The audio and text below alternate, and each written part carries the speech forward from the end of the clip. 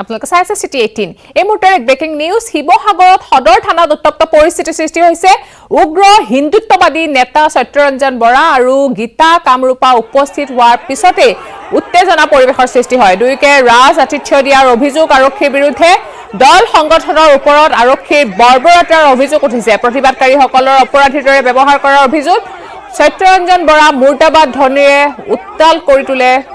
প্ৰতিবাদকাৰীসকলে এই দৃশ্য আপোনালোকে দেখিছে এনেদৰে প্ৰতিবাদকাৰীসকলে প্ৰতিবাদ সাব্যস্ত কৰিছে শিৱসাগৰৰ দৃশ্য এয়া শিৱসাগৰৰ সদৰ থানাত এনেদৰে উত্তপ্ত পৰিস্থিতি সৃষ্টি হৈছে শিৱসাগৰ সদৰ থানাত উত্তপ্ত পৰিস্থিতি সৃষ্টি হৈছে আপোনালোকে এই দৃশ্য প্ৰত্যক্ষ কৰিছে টেলিভিছন স্ক্ৰীনত উগ্ৰ হিন্দুত্ববাদী নেতা সত্যৰঞ্জন বৰা আৰু গীতা কামৰূপাৰ উপস্থিত হোৱাৰ পিছতে এইদৰে উত্তপ্ত পৰিস্থিতিৰ সৃষ্টি হয় দুইকে ৰাজ আতিথ্য দিয়াৰ অভিযোগ আৰক্ষীৰ বিৰুদ্ধে আৰু এই লৈ প্ৰতিবাদ কৰে প্ৰতিবাদকাৰীসকলে দল সংগঠনৰ ওপৰত আৰক্ষীৰ বৰ্বৰতাৰ অভিযোগ উঠিছে আৰু প্ৰতিবাদকাৰীসকলক অপৰাধীৰ দৰে ব্যৱহাৰ কৰাৰো অভিযোগ কৰিছে প্ৰতিবাদকাৰীসকলে সত্যৰঞ্জন বৰা মুৰ্দাবাদ ধ্বনিৰে এনেদৰে উত্তাল প্ৰতিবাদ সাব্যস্ত কৰে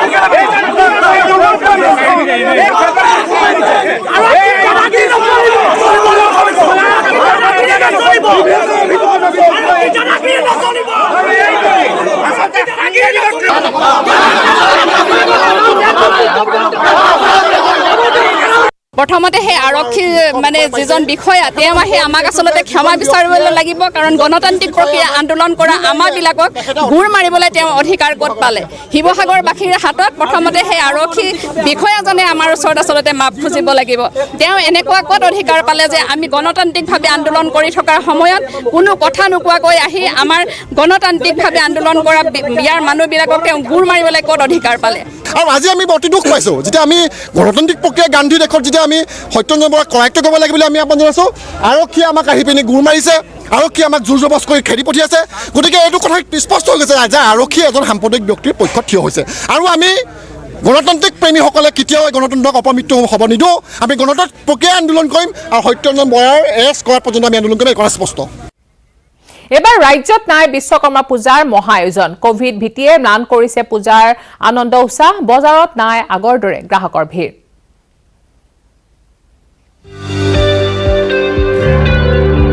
তিনিজনৰ অধিক লোক একলগ হ'ব নোৱাৰিব বিশ্বকৰ্মা পূজাত পূজাস্থলীত সমবেত হ'ব পাৰিব মাথো 15 গৰাকী ভক্ত পূজাৰ প্ৰসাদ বিতৰণত বাধ্যবাধকতা কামৰূপ মহানগৰ প্ৰশাসনৰ এট এ টাইম মাত্ৰ 3জন মানুহে একেলগে থাকিব পাৰিব জুম পাতিবলৈ মানুহবিলাকে একেলগে যাতে নাথাকে 15জন মানুহ এট এ টাইম মণ্ডপত থাকিব পাৰিব বা ওচৰ পাজৰে থাকিব পাৰিব বৃহস্পতিবাৰে বিশ্বখনিকৰ শ্ৰী শ্ৰী বিশ্বকৰ্মা পূজা বিশ্বকৰ্মা পূজাৰ প্ৰাক্ষণত কামৰূপ মহানগৰ জিলা উপায়ুক্ত বিশ্বজিৎ পেগুৰ গুৰুত্বপূৰ্ণ নিৰ্দেশ কৰোনা মহামাৰীৰ বাবে পূজা উদযাপনত নীতি নিৰ্দেশ কোনো কাৰণতে আমি যাতে সোশ্যাল ডিষ্টেন্সিং মাস্ক নিপিন্ধাকে যাতে কোনো নাথাকে সেইটো কাৰণে আমি এটা নিৰ্দেশনা জাৰি কৰি বিচাৰিছোঁ পূজা বিশ্বকৰ্মা পূজাৰ প্ৰসাদৰ কথাটো আহিব ফুড বা প্ৰসাদ যিটো কয় খিচিৰি জাতীয় যিটো আমি কওঁ তেনেকুৱা আমি পাৰিলে তেওঁলোকক এভইড কৰিব কৈছোঁ ড্ৰাই প্ৰসাদটো যাতে তেওঁলোকে দিয়ে সেইটো কাৰণে আমি তেওঁলোকলৈ এটা অনুৰোধ জনাব বিচাৰিছোঁ পূৰ্বৰ জাকজমকতাৰ বিপৰীতে এইবাৰ অনুচুপীয়াকৈ পূজা উদযাপনৰ নিৰ্দেশ দিছে জিলা উপায়ুক্তগৰাকীয়ে নিশাৰ সাংস্কৃতিক অনুষ্ঠান বৰ্জনৰ নিৰ্দেশ আগতে যেনেকৈ পাতিছিলে বিশ্বকৰ্মা পূজাত লাইটিং পেণ্ডেল চেণ্ডেল বা বিসৰ্জন কৰি পেলাই কৰিছিলে সেইখিনি আমি তেওঁলোকক এভইড কৰিবৰ কাৰণে অনুৰোধ জনাব বিচাৰিম পিছে এই সকলোবোৰ নীতি নিৰ্দেশ প্ৰদান কৰাৰ বিপৰীতে প্ৰশাসনৰ পৰা পূজাৰ আয়োজনৰ অনুমতি ৰেহাই দিছে অৰ্থাৎ অনুমতিহীনভাৱে পূৰ্বৰ দৰে পূজা অনুষ্ঠিত কৰিব পাৰিব এইবাৰো। বিশ্বকৰ্মা পূজাৰ ক্ষেত্ৰত আমি আগতেও তেনেকৈ কোনো ধৰণৰ তেনেকৈ পাৰ্মিশ্যন দিয়া নহয়। তথাপিও আমাৰ যিটো মিটিং হৈছিলে, মিটিঙত আমি তেওঁলোকে কৈছিলোঁ যে আপোনালোকে যিমান পাৰে অনুষ্টুপীয়াকৈ বিশ্বকৰ্মা পূজা আয়োজন। অৱশ্যে দুৰ্গা পূজাৰ ক্ষেত্ৰত আছুতীয়া হ'ব কিছু পদক্ষেপ। পূজাৰ অনুমতি তথা নীতি নিৰ্দেশ কাৰা হ'ব বুলি জানিবলৈ দিয়ে উপায়ুক্ত বিশ্বজিৎ পেগুৱে। কেমেৰাত মনোজৰ সহযোগত Bolen Bhattacharya, news 18 Assam North East. City 18ত আছে আৰু খবৰ, কিন্তু তাৰ আগতে ল'ব লাগিব পুনৰ এটা বিৰতি। চুৰিয়া চিমেণ্ট ব্যৱহাৰ কৰিলে ঘৰ 50% অধিক মজবুত হয়। আপোনাৰ ঘৰ অটুট হলে হ'ব অটুট অসম।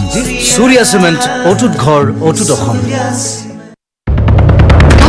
আগবঢ়াইছে আনমোল মাৰি প্লাছ, সলনি কৰক জীৱনৰ সোৱাদ।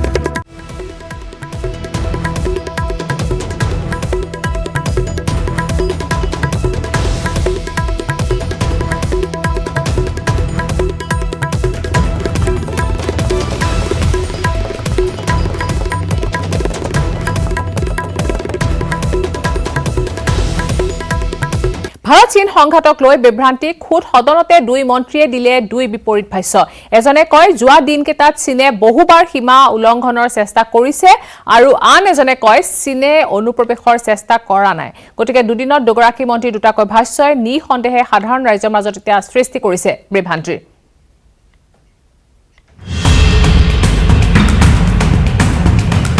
প্ৰসংগ চীন ভাৰত সংঘাত, সদনত দুই মন্ত্ৰীৰ দুই ভাষ্য, বিভ্ৰান্তিত সকলো, সংসদত শব্দৰ খেল। এজনে কয় যোৱা দিনকেইটাত চীনে বহুবাৰ সীমা উলংঘনৰ চেষ্টা কৰিছে, আন এজনে কয় চীনে অনুপ্ৰৱেশৰ চেষ্টা কৰা নাই। দুদিনত দুগৰাকী মন্ত্ৰীৰ দুটাকৈ ভাষ্যই নিঃসন্দেহে সাধাৰণ ৰাইজক বিভ্ৰান্ত কৰিব। বুধবাৰে ৰাজ্যসভাৰ সাংসদ ডাক্তৰ অনিল আগৰৱালাই উত্থাপন কৰিছিল এটা প্ৰশ্ন, যোৱা 6 মাহত কিমানবাৰ অনুপ্ৰৱেশৰ চেষ্টা চলাইছিল চীনে? যাৰ উত্তৰত কেন্দ্ৰীয় গৃহ ৰাজ্যিক মন্ত্ৰী নিত্যানন্দ ৰয়ে চীনে এবাৰো অনুপ্ৰৱেশৰ চেষ্টা চলোৱা নাই বুলি উল্লেখ কৰে। তেওঁ অৱশ্যে কয় পাকিস্তানে 47 বাৰ অনুপ্ৰৱেশৰ চেষ্টা চলাইছিল। তাৎপৰ্যপূৰ্ণভাৱে মঙলবাৰে লোকসভাত কেন্দ্ৰীয় প্ৰতিৰক্ষা মন্ত্ৰী ৰাজনাথ সিঙে চীনে যোৱা দিনকেইটাত কেইবাবাৰো সীমা উলংঘনৰ চেষ্টা চলোৱা বুলি কৈছিল। মন কৰিবলগীয়া কথাটো হ'ল গৃহ বিভাগে ক'লে অনুপ্ৰৱেশৰ কথা, ইংৰাজীত ইনফিল্ট্ৰেশ্যন আৰু প্ৰতিৰক্ষা মন্ত্ৰণালয়ে সীমা উলংঘনৰ কথা ট্रांसग्रेशन। अभी की स्थिति के अनुसार चाइनीज साइड ने यलेसी और अंदरूनी क्षेत्रों में बड़ी संख्या में सैनिक टुकड़ियां और गोला बारूद मोबिलाइज किया हुआ है। हमारी चिंताओं को चीनी पक्ष के सामने रखा, जो उनकी बड़ी संख्या में ट्रुप्स की तैनाती और उनका एग्रेसिव बिहेवियर और यूनिलेटरल स्टेटस को बदलने की कोशिश से रिलेटेड था। मैंने यह भी स्पष्ट किया कि हम इस मुद्दे को शांतिपूर्ण ढंग से हल करना चाहते हैं और हम चाहते हैं कि चीनी पक्ष हमारे साथ मिलकर काम करे। দুয়োটা শব্দৰ মাজত পাৰ্থক্য ভাঙি গৃহ মন্ত্ৰণালয়ে কৈছে ইনফিল্ট্ৰেশ্যন বা অনুপ্ৰৱেশ সন্ত্ৰাসবাদীৰ ক্ষেত্ৰত প্ৰযোজ্য, ট্ৰান্সগ্ৰেশ্যন বা সীমা উলংঘন অন্য ৰাষ্ট্ৰই ভাৰতত প্ৰৱেশৰ চেষ্টা চলোৱা। সেয়ে দুয়োগৰাকী মন্ত্ৰীয়ে সদনত দিয়া ভাষ্য নিজ নিজ স্থানত শুদ্ধ,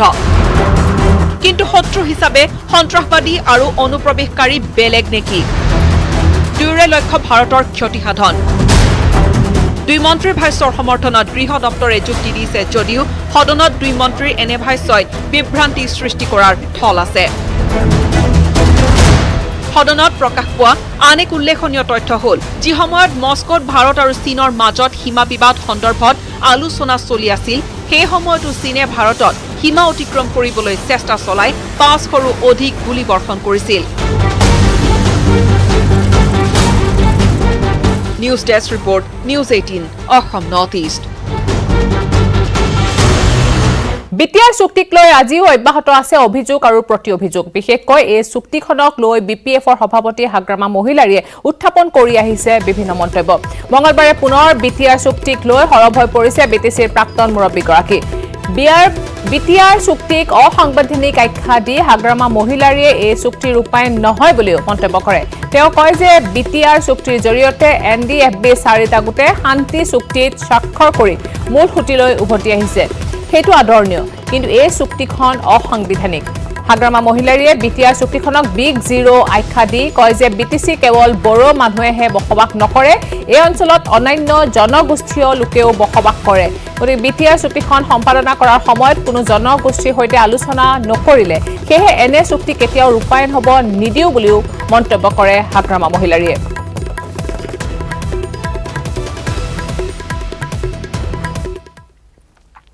আমি চুক্তিতে আমি ভাও পাইছে একমাত্ৰ কাৰণে এনডিএফবি চাৰিটা গোটে শান্তিৰ নামত যিটো চুক্তি কৰিলে এইটো আমি চবেই ভাল পাইছে বড়োসকলৰ লগতে যিমান জাতি জনগোষ্ঠী আছে সকলোৱে ভাল পাইছে আদৰণি জনাইছে ইয়াৰ বাবে বাকীটো জিৰ' অভিযান কৰিছিল জিৰ' পাতো উঠিল যে এই চুক্তিটো কোনো সাংবিধানিক হোৱা নাই ভাৰত সংবিধানৰ কোনো আৰ্টিকেল কোনো ক্লজ পাছ নকৰাকৈ এই চুক্তিটো হৈছে এই এটা এগ্ৰিমেণ্টে এইটো সাংবিধানিক হোৱা নাই কেৱল আছে ভাৰত সংবিধানৰ অমুক আৰ্টিকেল অমুক ক্লজৰ আধাৰত যেতিয়া চুক্তিটো কৰা হয় বুলি ক'ব আছে এনেকুৱা মেনশ্যন নাই এইটো এটা এগ্ৰিমেণ্ট কৰিব পাৰে নকৰিব পাৰে এইটো বিজ্ঞান চুক্তিটো এগ্ৰিমেণ্ট হ'ব পাৰে নহ'ব পাৰে কৰিব পাৰে নকৰিব পাৰে ইয়াত কৰিব লাগে মাছ এনেকুৱা কম্পালচাৰী শব্দ নাই চব শব্দবিলাক এবাৰ শ্ৰমিকৰ ৰূপত মৰিয়নিৰ বিধায়ক ৰূপজ্যোতি কুৰ্মী বিধায়কগৰাকীয়ে হাতত কোৰ বেলচা লৈ মৰিয়নি আৰু টিয়ক সমষ্টি সংযোগী গড়কাপ্তানি বিভাগৰ TBN নামেৰে জনাজাত পথটো মেৰামতি কৰে এই বাতৰি আগবঢ়াই বিদায় লৈছো চিঠি 18ৰ পৰা নমস্কাৰ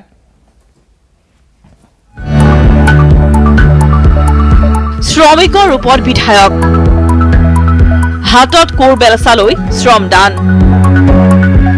পথ উন্নীতকৰণত নামিল ৰূপজ্যোতি চাফা কৰিলে নলা নৰ্দমা পানী সিঁচিলে পথৰ ওপৰৰ পুখুৰী সদৃশ গাঁতৰ চৰকাৰে পুঁজি আবণ্টন নিদিয়াৰ অভিযোগ গোলাঘাটত জৰাজীৰ্ণ পথে খুৱাইছে জলাকলা পথত ধান ৰুই প্ৰতিবাদ ব্যতিক্ৰমী ৰূপত বিধায়ক ৰূপজ্যোতি কুৰ্মী এডল শ্ৰমিকক লগত লৈ এক্সকেভেটৰ লগাই পথ মেৰামতি মৰিয়নি আৰু টিয়ক সমষ্টি সংযোগী গড়কাপ্তানি বিভাগৰ TBN পথটো মেৰামতি শাসনাধিষ্ঠিত বিজেপি চৰকাৰে পথ উন্নীতকৰণৰ বাবে পুঁজি আবণ্টন নিদিয়াৰ অভিযোগ যাৰ ফলত নিজেই হাতে কামে লাগি যোৱা বুলি উল্লেখ কৰে বিধায়কজনে নিজে আজি ওলাই আহিছোঁ আজি গড়কাপ্তানি বিভাগক কোৱা হৈছিল ইয়াত এনক্ৰচমেণ্ট ৰাস্তা ঘাটত গাতে লাগি থকা যিসমূহ দোকানসমূহ ইয়াত অধিগ্ৰহণ কৰি ৰাস্তাটো ঠেক কৰি পেলাইছে পানীসমূহ তেনেকুৱা টিঙৰ চালি পানী ইয়াতে পৰে যাৰ কাৰণে মানুহৰ ৰাস্তা দাঁতিতে আজি ঘৰৰ দোকান বনাই পানীবোৰ ৰাস্তাতে পৰে আৰু ইয়াত নলা বুলিবলৈ নাই নকছাৰী দেৱেৰাপাৰ চাৰিআলিৰ পৰা টিয়ক বলমা 37 নম্বৰ ৰাষ্ট্ৰীয় ঘাইপথ সংযোগী গড়কাপ্তানি পথটো দীৰ্ঘদিন ধৰি মেৰামতিৰ অভাৱত হৈ পৰিছে বিধ্বস্ত দগাঁতৰ সৃষ্টি হৈ যাতায়াতৰ অনুপযোগী হৈ পৰে পথটো নকছাৰী অঞ্চলবাসীয়ে দীৰ্ঘদিনে ভুগি আহিছে চৰম দুৰ্ভোগ পথটো উন্নীতকৰণৰ দাবীত ছাত্ৰ সন্থা বীৰ লাচিত সেনাকে ধৰি কেইবাটাও দল সংগঠনে প্ৰতিবাদ সাব্যস্ত কৰি আহিছিল মৰিয়নি সমষ্টিৰ পৰা তিনিবাৰকৈ বিধায়ক নিৰ্বাচিত হৈছিল ৰূপজ্যোতি কুৰ্মী কংগ্ৰেছ চৰকাৰ কাৰ্যকালতো পথ উন্নীতকৰণত ব্যৰ্থ হৈছিল বিধায়কজন বিধায়ক হিচাপে পথটো মেৰামতি কৰিব নোৱাৰা বুলি নিজে স্বীকাৰ কৰিছে কুৰ্মীয়ে উল্লেখ্য যে বিভিন্ন সময়ত বিতৰ্কিত মন্তব্য আৰু কৰ্মকাণ্ডৰে সংবাদ মাধ্যমৰ শিৰোনাম দখল কৰি আহিছে বিধায়ক ৰূপজ্যোতি কুৰ্মীয়ে এইবাৰ এজন সাধাৰণ শ্ৰমিকৰ ৰূপত হাতত কোৰবেলচা লৈ পথ মেৰামতি কৰি সকলোৰে দৃষ্টি আকৰ্ষণৰ চেষ্টা কৰে তেওঁ। যিহেতু নিৰ্বাচনৰ দিন চমু চাপি আহিছে, সেয়েহে সাধাৰণ ভোটাৰৰ মন জয় কৰি এইবাৰ নিৰ্বাচনী বৈতৰণি পাৰ হোৱাৰো চেষ্টা নেকি বুলিহে প্ৰশ্ন উত্থাপন হৈছে। যদি পুঁজিয়ে নিদিয়ে,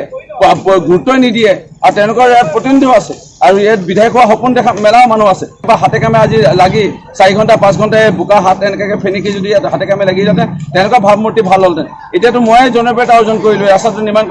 কৰি দিয়াৰ কাৰণে ৰাইজে মোকে ভাল পাইছে আৰু ধন্যবাদ জনাই গৈছে। ইফালে গোলাঘাটত জ্বলা-কলা খুৱাইছে জৰাজীৰ্ণ পথে। পুলিবৰ গাঁও পঞ্চায়তৰ অন্তৰ্গত কাৱৰু গাঁৱৰ পথৰ কৌন্দৰ্য ৰূপ। খোজকাঢ়ি যোৱাৰ উপযোগী নোহোৱা পথছোৱাত ৰোগী কঢ়িয়াবলৈ নাযায় এম্বুলেন্স। মানুহে কোলা তুলিহে নিব লাগে ৰোগী। অন কেমেৰা এগৰাকী বৃদ্ধা পৰিল পিছলি। শীঘ্ৰে মেৰামতি নকৰিলে আগন্তুক নিৰ্বাচনত উচিত শিক্ষা দিয়াৰ হুংকাৰ। এইখিনিতে এখন হস্পিটেল আছে, প্ৰসূতি, সৰু ল'ৰা ছোৱালী আৰু ৰোগীসকল কেনেকৈ আহিব সেইটো চিন্তা কৰা নাই চৰকাৰে। মৰিয়নিৰ পৰা জ্যোতিপ্ৰসাদ গগৈ, গোলাঘাটৰ পৰা ইউনিচালি report, news 18 Assam North east.